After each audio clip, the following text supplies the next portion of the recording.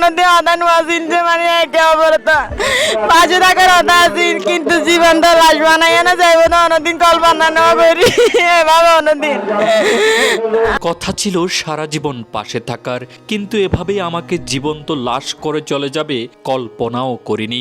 দীর্ঘদিনের প্রেমের সম্পর্কের পর বিয়ে হয়েছিল প্রদীপ শিউলি দম্পতির। বিয়ের পর ওমানে 5 বছরের প্রবাস জীবনের ইতি টেনে আগামী 22 তারিখই আসার কথা ছিল দেশে। কাটা হয়েছিল বিমানের টিকিট, কিন্তু ভাগ্যের নির্মম পরিহাস, 2 সন্তানের জনকের দেখা হলো না প্রিয় মুখগুলো। 12 দিন পর জীবিত আসার কথা থাকলেও গ্রামে ফিরল প্রদীপের লাশ। পদ্মা সেতু, মেট্রো রেল এবং এলিভেটেড এক্সপ্রেসওয়ে নির্মাণের গর্বিত অংশীদার বসুন্ধরা সিমেন্ট। গেল 1 জানুয়ারি বৃহস্পতিবার ভোর 5টায় ওমানের রাজধানী মাস্কেটের আজেইবা এলাকায় মর্মান্তিক সড়ক দুর্ঘটনায় গাড়িতে থাকা 5 জনের 4 জনই ঘটনাস্থলে প্রাণ হারান।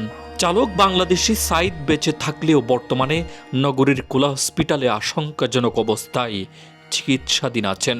প্রাইভেট গাড়ি যুগে চাকরিতে যাওয়ার পথেই ঘটে এই দুর্ঘটনা। একই ঘটনায় কক্সবাজারের রামুর মণ্ডলপাড়ার লুকমান হাকিম রুমেল, কুমিল্লার রুবেল ও হারুন ঘটনাস্থলেই মৃত্যুবরণ করেন। পরে এই রেমিটেন্স যোদ্ধাদের মরদেহ মাস্কাট রিসাইল মদিনাতুল তাব্বা এলাকায় মেডিকেল সিটি মিলিটারি হসপিটালে হিমঘরে রাখা হয়। যাবতীয় প্রক্রিয়া শেষে গেল 10 জানুয়ারি গ্রামে আসে নিলয়ের লাশ। স্থানীয় চেয়ারম্যান ইমরুল কায়েস চৌধুরী জানায়, মৃত্যুর সংবাদ পেয়ে পরিষদ থেকে দ্রুততার সাথে যাবতীয় ডকুমেন্টস প্রদান করা হয়। স্থানীয়রা এমন রেমিটেন্স যোদ্ধাকে হারিয়ে বাকরুদ্ধ।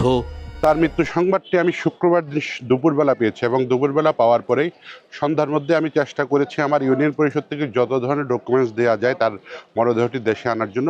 আমরা সর্বোচ্চ চেষ্টা করে শুক্রবারেই আমরা সকল পেপারস রেডি করে আমরা ওমান দূতাবাসে পাঠিয়ে দিয়েছিলাম, যার ফলশ্রুতিতে মাত্র 6 দিনের ব্যবধানে কিন্তু ওমান থেকে তার মরদেহ বাংলাদেশের উদ্দেশ্যে রওনা হয়েছে এবং 7 দিন পরে আজকে আমার এখানে এসে পৌঁছেছে। আমরা সরকারের প্রতি কৃতজ্ঞতা জানাই এবং ওমান যে দূতাবাস আছে সেই দূতাবাসের প্রতিও কৃতজ্ঞতা জানাই। সে ভ্রাতৃত্বপূর্ণ সম্পর্ক ছিল, সবার সাথে তার ভালো যোগাযোগ ছিল এবং সবার সে উপকার করত। তার এই অকাল মৃত্যু আমাদের জন্য একটি বড় ক্ষতি। ওনার সাথে কোনো কারোর সাথে পার্থক্য ছিল না, জাতি ধর্ম বর্ণ নির্বিশেষে সকলের একজন প্রিয় যুবক ছিল।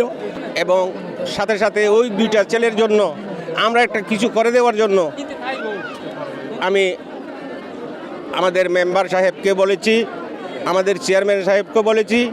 ওই বিজয়টা ওটা সঠিক ছিল, আমারটা দুর্লাকেট হয়ে গেছিলো। এই যে কারণ আমি গেরির মধ্যে আমি এমনিতে যেতে পারি নাই, ও চলে গেছিলো। ও পার হয়ে মানে অনেক কান্না করছে, মানে দুঃখ প্রকাশ করছে। মানে একসাথে 2 জন আসছিলাম বাইরের মতো, আমি চলে আসতে পারছি, ও আসতে পারে নাই। নীল অত্যন্ত একটু ভালো ছেলে ছিল।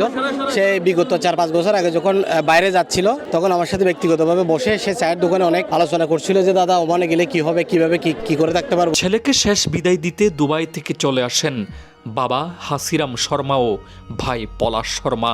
ক্যামেরার সামনে ভেঙে পড়া পরিবার আর নীরব কফিন আমাদের বারবার মনে করিয়ে দেয়, প্রবাস মানেই শুধু টাকা নয়, প্রবাস মানেই ঝুঁকি, ত্যাগ আর কখনো কখনো চিরবিদায়। মোহাম্মদ ইয়াকিন, কালের কণ্ঠ।